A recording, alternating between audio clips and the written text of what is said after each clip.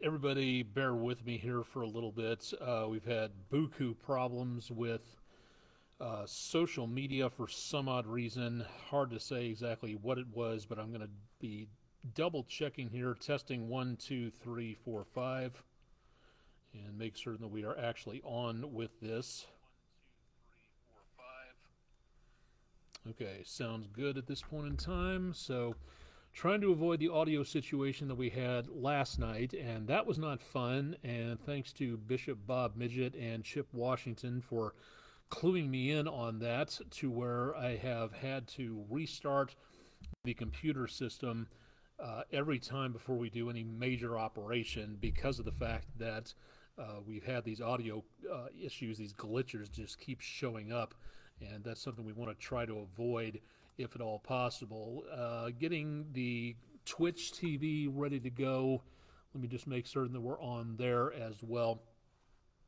This computer system over here with this camera, this is Facebook Live that I'm using, and on another system sitting directly to my left, that's your right, that is where we are going on Twitch TV. And we're trying to make certain that everything is where it needs to be so that we can see and hear what's going on, and more importantly, you can see and hear what's going on. But it looks like for right now, everything is where we definitely need it to be at this time, so definitely some good news on that. We'll go ahead and get started. It looks like we are doing okay at this point in time, so far so good there. I'm Chief Meteorologist Austen Onek.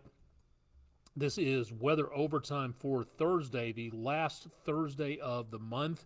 We're rapidly running out of October. Halloween is next Tuesday, and next week by this time frame, we may be looking at the potential of some very cool weather coming on through here. Much cooler than normal. We're going to be above normal going into the weekend.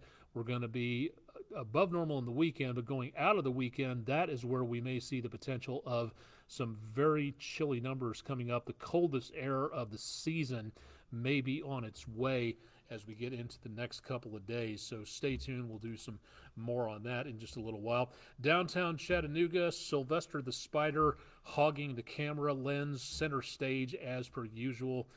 That's a very needy spider right there, but seeing again a quiet start to the evening hours. A little bit on the brisk side out there. We'll take a look at that coming up in just a little bit. Wanted to mention the traffic situation, construction going on just to the east of this view here, looking over toward Rossville exit on I-24 eastbound, overlooking the lights of Chattanooga. So westbound traffic going from right to left is okay. Eastbound traffic is very much on the slower side at this time, so something to think about there if you're going to be traveling. That's our Patriot Concrete camera there. Plainview Outdoor Advertising camera, 64 and 153 in Lee Point. That's moving along quite nicely. Traffic was backed up pretty earlier this evening, right about sunset. Tomahawk Crane and Rigging camera, traffic light, moving along very nicely. No problems being seen at this time, so good news on that from South Central Chattanooga. Chattanooga Theater Center, looking over the Tennessee River from the Speedy's Total Car Care camera. Quiet, dry, lots of people out in and around the area of Coolidge Park and across the bridge for today, so some beautiful conditions there. A lot of people taking advantage of the quiet night and clear skies. Beautiful shot from Island Cove. A few clouds out across portions of the area, but that's about all we have right now, and doubtful we're going to be seeing too much outside of a few extra clouds from time to time. There's really not that much going on. Temperatures still quite mild for this time of the year. This is close to our normal high temperature, and we spent most of the day well above that. The almanac page giving us again some exceptionally nice conditions out there, but unfortunately exceptionally dry. We were about 2 3/4 inches behind for the entire month. Going to try to get the information from the National Weather Service to see how dry this October is going to wind up being. We were tied for the driest October in 2016, so we'll see how well we do on that. Elsewhere, we're over 6 inches behind for the year. That is where we see some problems out there. Mr. Washington joining us. Thank you very much. Good to see you as well. Hope everything's going on well over that direction. And thanks for the audio check last night. That really helped me out on there. So thank you very much for visiting the show this evening. We continue again to see some very mild numbers. Normal for this time of the year is about 70 degrees. We topped out at 81. That is a category above normal on the low temperature for the morning hours. Came within 4 degrees of a record high temperature today. 29, the record low set back in 1968. And again, we're going to have to see how well this October shakes out coming up a little bit later on. Have to thank a fellow Jayhawk, Ryan McCammon from the KU School of Meteorology.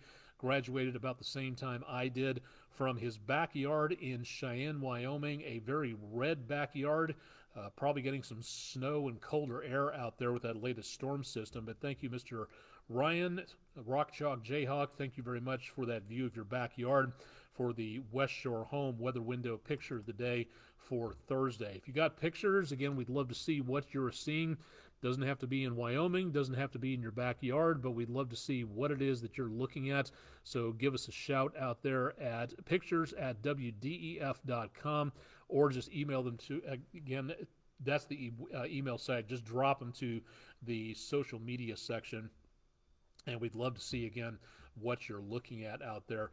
The rest of the evening should be pretty quiet. Into tomorrow should be, again, some fairly mild numbers on the greater Chattanooga orthodontics bus stop forecast for Friday. Some clouds out there, lows back in the lower 60s, and then the trip home should be excellent, upper 70s. Right before Friday night football, no problem whatsoever this week. A few showers last week. We were expecting some showers out there this time around, but that possibility dried up, and not seeing any problem either on the Food City certified Angus beef on the grill cast. Very mild, temperatures stable through the weekend, but again, no rainfall to be expected. Not exactly doing cool conditions, but this time next week, that could be a far different story where we see, again, the potential for some of that cooler air heading our direction. Heading out to catch a fish, according to the website, an average day coming up, but temperatures will be great for getting out and about. Back in the winds out of the south at about 5 to 10 miles an hour, and partly cloudy skies, so an excellent day out there. Likewise, heading out to swing the golf club around and avoid those gophers. Not a problem at all for tomorrow. Friday looking good, partly cloudy to mostly sunny, and temperatures through most of the afternoon, upper 70s, right about the lower 80s or so. So we should look at some fairly quiet conditions there. Didn't get the last picture saved. Yellowstone National Park picking up some snow showers out that direction. And if you want to see that, head to my social media pages. Just scroll down on the Facebook page, and you can see a little bit more about that. High pressure dominating the eastern seaboard once again, but in the next few days, this is going to be slowly eking its way over to the east, and we'll be looking at less in the way of high pressure. So all of this that's blocking all of this will be leaving the area and giving us better chances of some rain. Not much, that's for certain, but all of this way up to our north, this cold front that's been sitting over parts of the upper Midwest, that's the boundary between the very cold air and the very mild air down to the south. That's why we have all rain showers here, but also very dry conditions.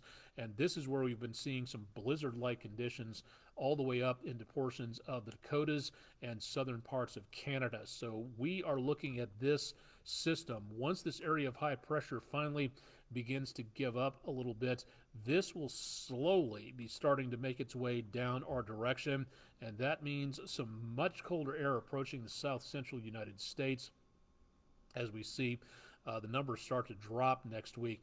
Our chances of rainfall as this front moves in and taps into some of this moisture coming in from the Pacific and the Gulf, yes, we will get some chances of rainfall out there. No, it's not going to amount to much, and that's why I'm checking in on what's going on with the driest Octobers in history in Chattanooga, because that is going to be an interesting situation, and we desperately need the rainfall.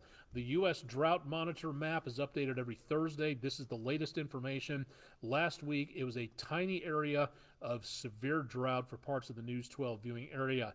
Now it's a smaller amount of extreme drought, so we continue to worsen on the situation, and we need the rainfall, as you saw in the almanac, 6 inches behind for the entire year. And we really, really, really need that rainfall to come in here and give us some help. Dozens of new wildfires, especially across the southeastern United States, not getting any better anytime soon. Now, a lot of this over portions of Arkansas and Missouri, rice fields being burned off. That's agricultural burning, permits given for that. And you can burn stuff in some areas of Georgia and also in Alabama if you have the permits. But if you don't have that, you could be in some big trouble out there for getting a wildfire going without intending to. Again, some of this might be agricultural burn off, but a lot of this is just spot wildfires that are going to continue to pop up every once in a while. So going to be seeing a lot more of this in the next few days.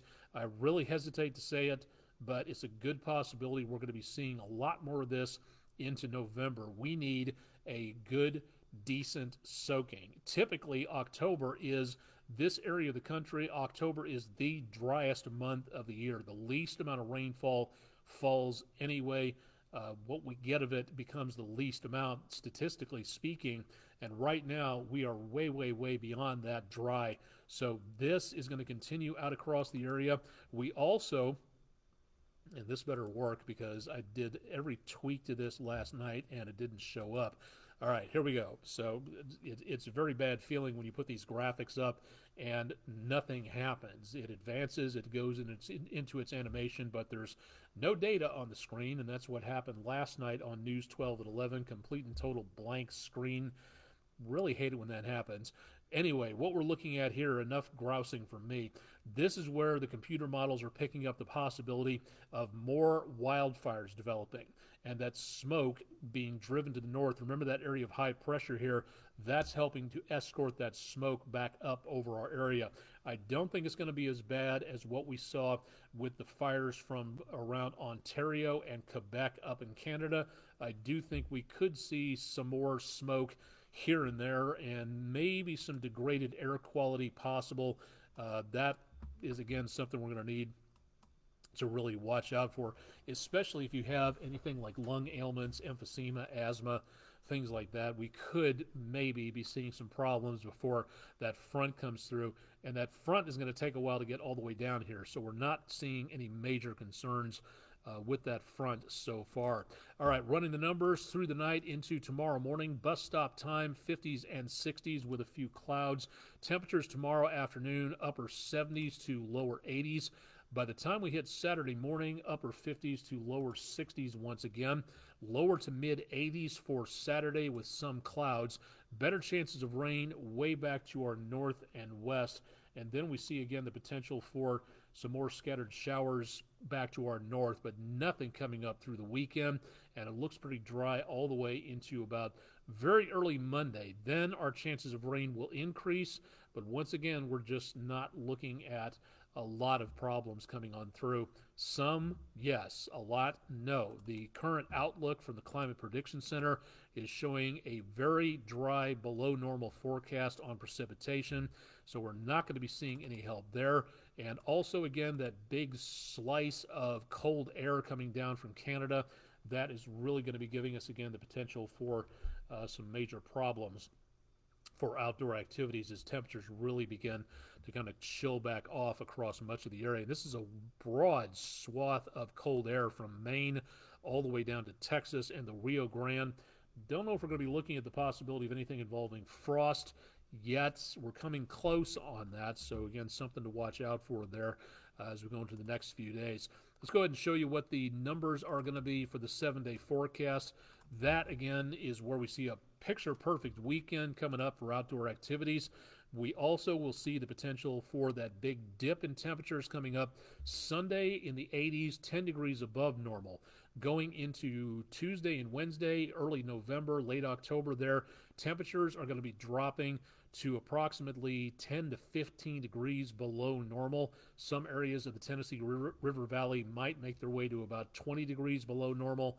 So a big punch of cold air is going to be heading on through. And that's where we see the potential of maybe some frost making its way into the area. Halloween, we'll take a look at that forecast in a little bit. It looks like it's going to be decently breezy, and that could be a problem for mom and dad escorting the goblins and ghosts out there for the trick-or-treat runs. We'll take a look at that forecast coming up here in just a little while. Tropics are no help whatsoever. Tammy is now a post-tropical system. It was a hurricane. It now basically has made its way out of the picture. As of right now, the winds are just about tropical storm strength, but it is lopsided.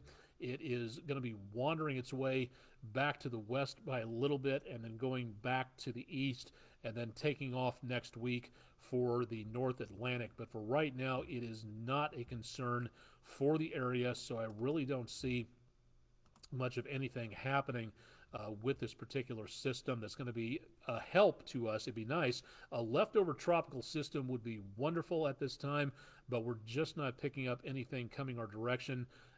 And the amount of moisture we've got is very limited, so it's not going to be helping out anytime soon.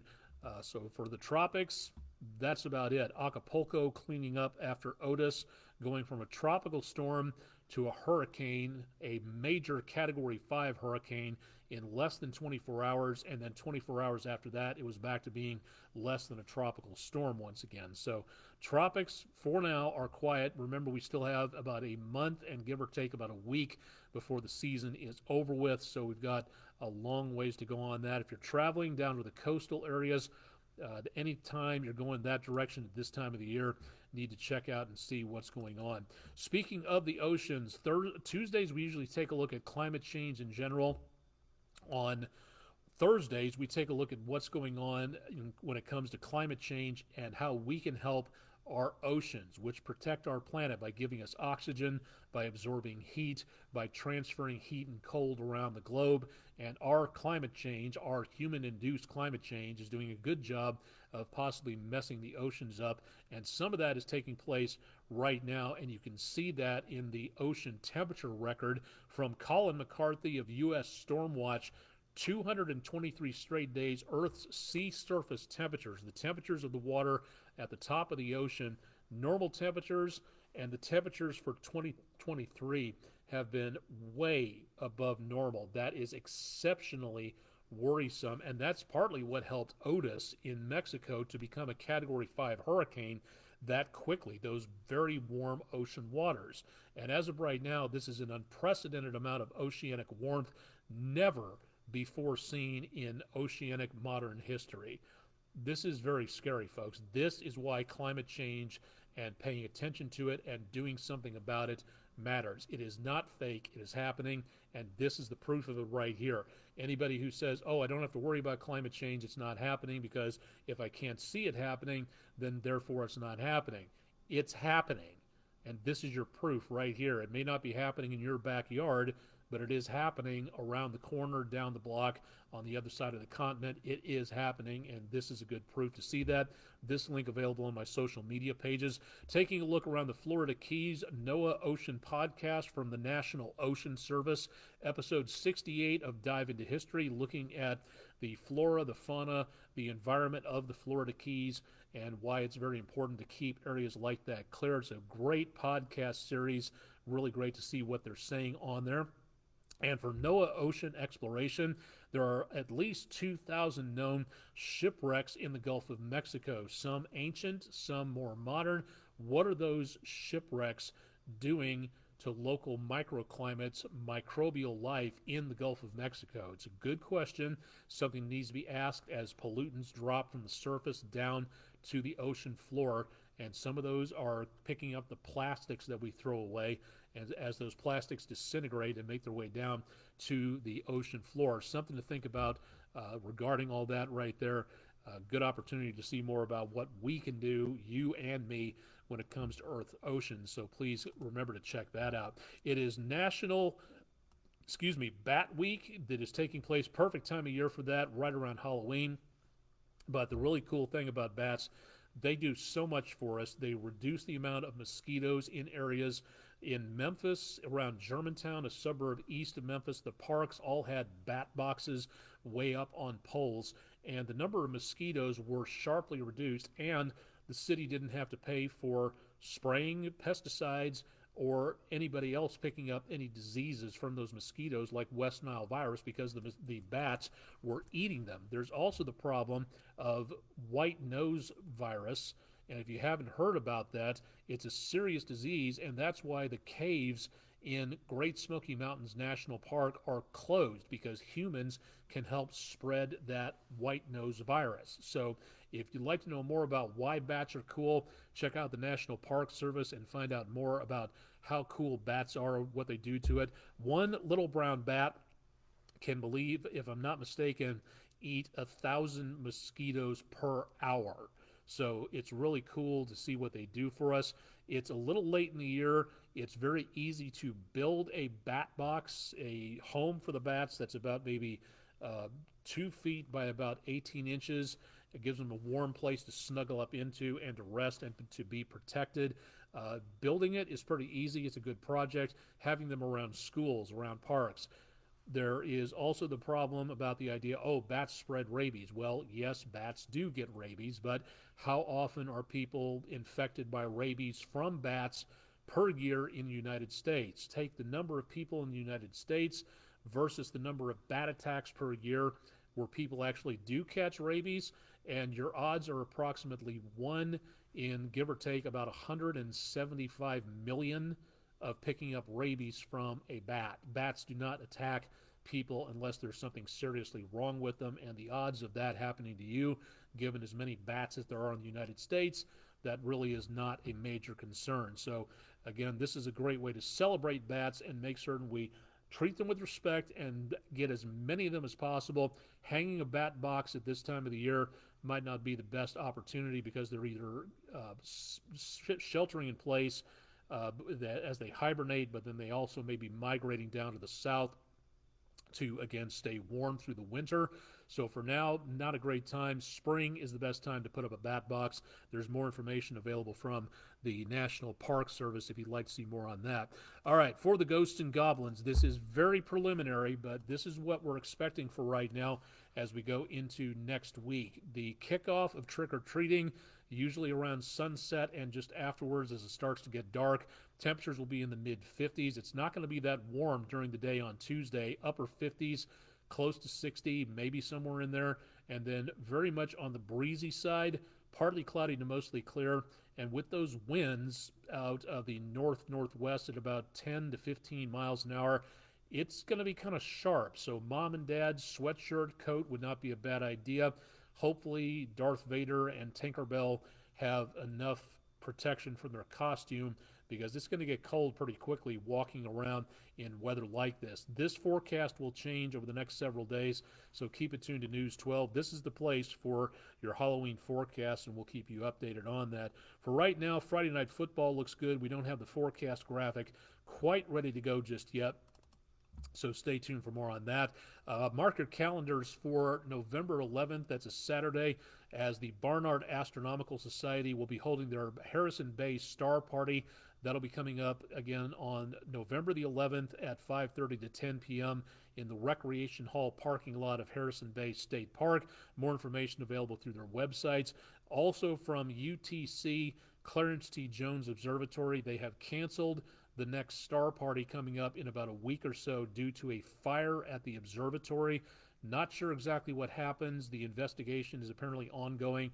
As soon as they know something to put it out on social media, we will let you know. But again, hope everything is okay with the Clarence T. Jones Observatory. They're trying to get the smoke smell out of there from what they said in one of their social media posts. So keep it tuned to News 12, and we'll let you know more about that. But again, hate to see any time an observatory is damaged, because that's a good opportunity for people to study anything in the way of astronomy. It's such a cool science, so please keep that in mind, and we'll update you on that when we know more coming our direction. I think that should do it for tonight.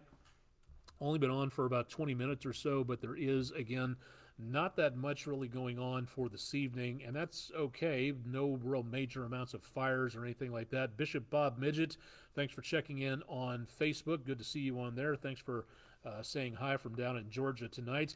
We'll continue to monitor the wildfire situation into the weekend, so keep it tuned to News 12 for more on that.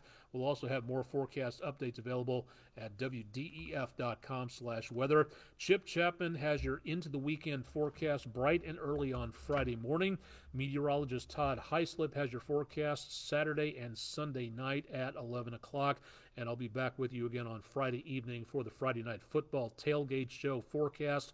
And we'll get you ready to go into what looks to be a very warm weekend coming up. I'm Chief Meteorologist Austen Onek. You've been watching Weather Overtime for Thursday night, the 26th of October. Thanks for joining us, and stay tuned for more with News 12.